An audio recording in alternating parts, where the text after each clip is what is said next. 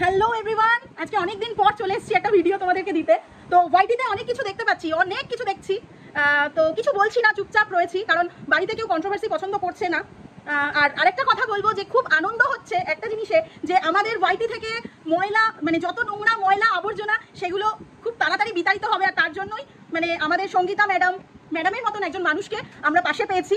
মানে hats off Sangeeta দি, ফার্স্টেই তোমাকে অনেক অনেক অনেক থ্যাঙ্কস আমার তরফ থেকে, যে তুমি এই উদ্যোগটা নিলে, যে ওয়াইটি থেকে যে ময়লা তাড়ানোর যে উদ্যোগটা সেটা তুমি নিলে। এটার জন্য তো মানে ভীষণভাবে খুশি হয়েছি।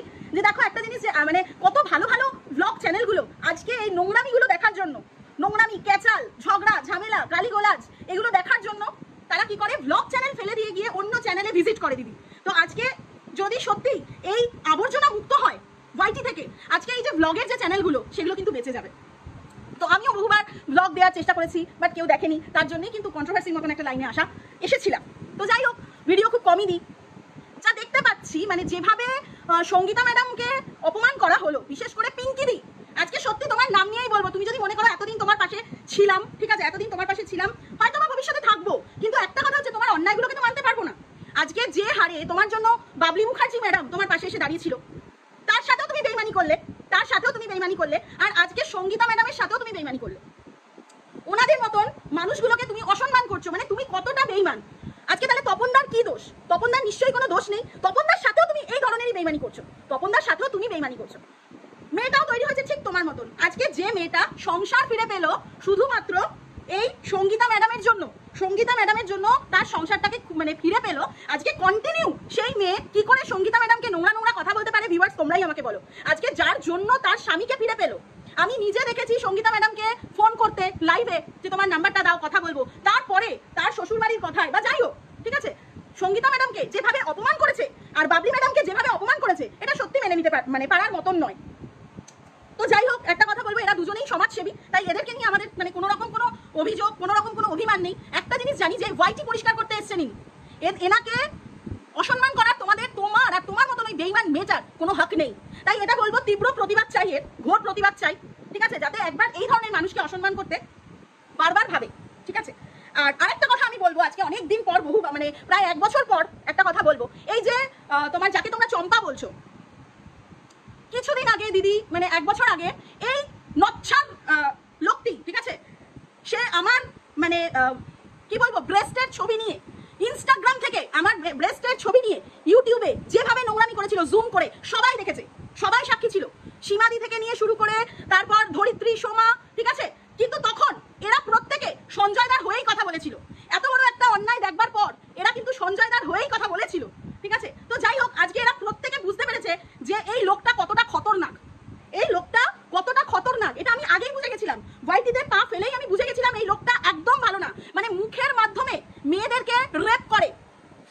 দিদি, আমি একটা কথা বলতে বাধ্য হচ্ছি, কথাটা হচ্ছে যে মানে আমি শুধু একটা কথা বলেছিলাম ভদ্রভাবে।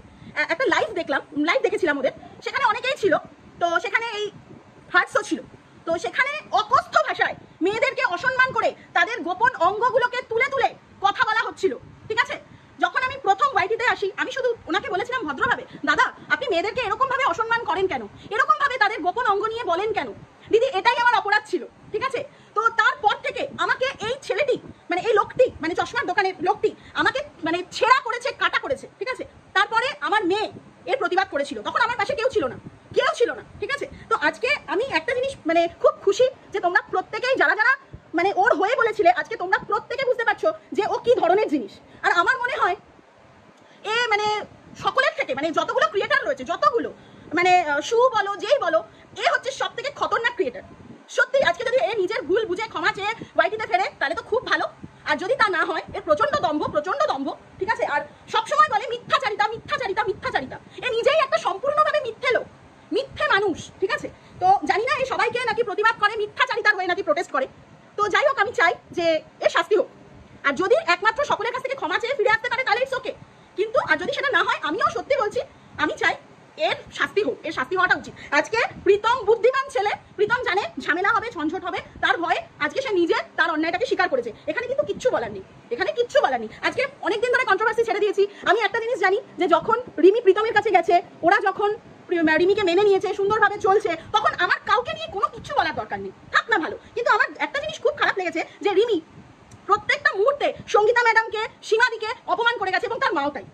যারা তার উপকার করলো, তোর যারা উপকার করলো তাদেরকেই তুই এরকম করছিস, ঠিক আছে? তো আজকে মানে কি বলবো, আমি আর পারলাম না বলে, তো সেই কারণেই আজকে আমি এলাম, বললাম। তো আমার তরফ থেকে অনেকগুলো কথা আপনাকে জানালাম দিদি, ওয়াইটি প্রত্যেককেই জানালাম, যেটা একদম চিরসত্য, একদম সত্য কথা, সেটাই জানালাম। তো আমি চাই যে ফার্স্ট এই লোকটার শাস্তি হোক। এই লোকটা যদি ওয়াইটি থেকে বেরোয়, সত্যি আমি বলবো ওয়াইটি পরিষ্কার হবে। তো চলো আজকের ভিডিও এই পর্যন্তই।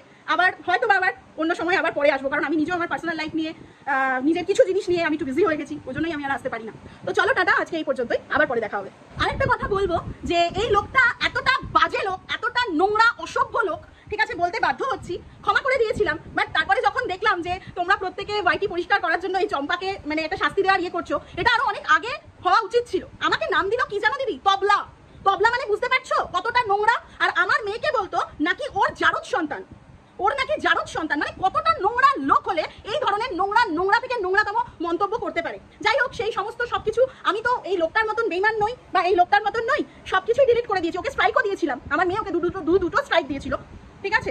তো এবার কথা হচ্ছে যে আমি সেই জিনিসগুলো কোনোটাই রাখিনি, কিন্তু এগুলো বোধহয় প্রত্যেকের কাছে একটা প্রমাণ হয়ে রয়ে গেছে এখনো ওয়াইটির বুকে।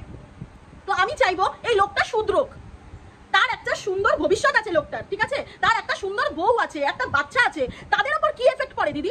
আজকে এই যে হার্টের সন্তান, সে যে তার বাবাকে দিনের পর দিন কতগুলো মেয়েকে দেখছে নোংরা জায়গায় ফেলছে, নোংরা অপবাদ দিচ্ছে, মুখে রেপ করছে। আজকে দিদি যে মেয়েটি, এই যে সুতপাস ওয়ার্ল্ড, ওকে তো পুরো ছেঁড়া কাটা করেছে, ওকে কেউই দেখতে পারে না ওয়াইটির বুকে, এ তো কিছুদিন আগে পুরো ছেঁড়া কাটা করেছে, আবার দেখছি ওকেই লাইভে তুলেছে।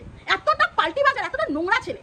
তো যাই হোক, এটাই আমি বলবো যে মানে এর নিজের ভবিষ্যতের দিকে কি তার কোনো চিন্তা নেই? তার এত সুন্দর একটা বউ আছে, তার একটা এত সুন্দর ফুটফুটে বাচ্চা আছে, তার মানে সেই বাচ্চাটার উপর কি পড়ছে? সেই বাচ্চাটা কি শিখছে? বাবাকে যা দেখবে পরে তো বাচ্চাটাও ঠিক তাই হবে, তাই না?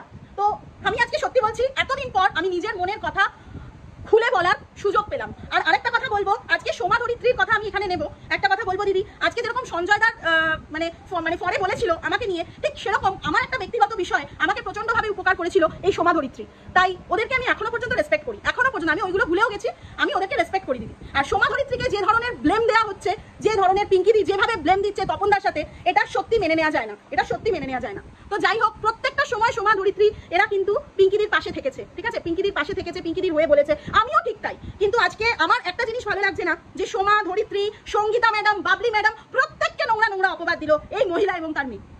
কি করে একটা মানুষ উপকার নিয়ে সেই উপকারগুলোকে এইভাবে ভুলে যেতে পারে আমি জানি না, আমার মাথায় আসে না। তো যাই হোক দিদি, যেভাবেই হোক, আমি জানি তোমার অনেক খারাপ লাগছে, তুমি কটা দিন থেকে ওয়াইটির বুক থেকে এই সমস্ত এই ধরনের নোংরামিগুলোকে তুমি একদম সাফাই করে তারপরেই তুমি বেরো। তোমার মতন একটা মানুষের ওয়াইটিতে দরকার ছিল অনেক দিন আগে, ঠিক আছে? আজকে তো তাও এই যে হার্ট, ঠিক আছে, গালিগোলাজ বন্ধ করে দিয়েছে। ওর একটা চ্যানেল ছিল দিদি, সেই চ্যানেলটা থেকে যে কি নোংরা থেকে নোংরা ভাষায় গালিগোলাজ করতো তুমি কল্পনাও করতে পারবে না। তো যাই হোক, আজকে পুরো ভিডিওটা দিদি তোমাকে ডেডিকেট করলাম। আর বিশেষ করে রিমিকে আর রিমির মাকে বলছি, উপকারীর উপকারটাকে ভুলে যাস না, ঠিক আছে? তো চলো আজকে ভিডিওটা এই পর্যন্ত।